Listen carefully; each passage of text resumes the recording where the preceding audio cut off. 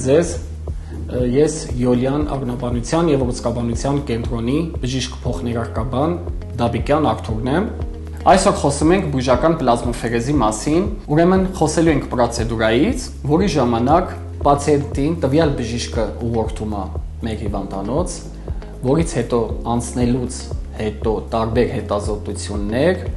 ընդհանուր ինֆորմացիան հավաքելուց հետո արդեն պատրաստում ենք բուժական պլազմոֆերեզի։ Հատուկ ֆիլտրի միջոցով կարողանում ենք անջատել պլազման, որը իր մեջ պարունակում է տարբեր հակամարմիններ, որոնք որ խնդիր են առաջացրել տվյալ հիվանդի մոտ։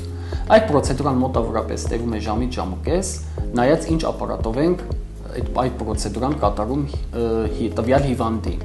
Ինչ տարբերություն ապարատների մեջ։ Ունենք տարբեր արտադրության, տարբեր ապարատներ,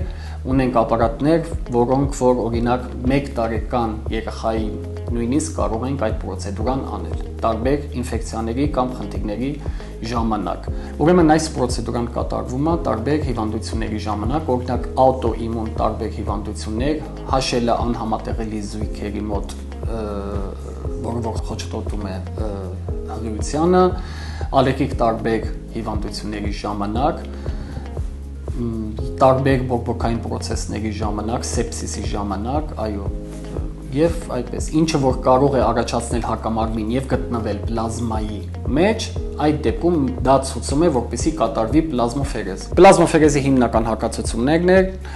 ծանր աղնահոսություններ, անեմիա եւ սիրտոքային անբավարարություն ունեցող ծանր հիվանդներին։ Ինչ ենք եզրակացնում այսքանից,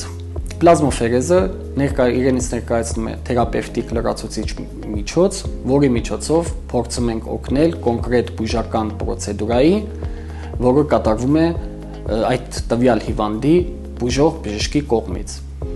Շատ անվնաս պրոցեդուրա է, շատ ցուցումներ ունի, մենք նշեցինք ընդամենը մի քանի ցուցում եւ կոնկրետ կարելի ասել լուրջ հակացություններ չկան։ Ինչպես նաև նշեմ, որ տարեքային սահմանափակում չկա։ Եվ որպես փոխներարկաբան խորհուրդ եմ տալիս պարբերաբար անցեք հետազոտություններ եւ կարիքի դեպքում դիմեք բժշկի։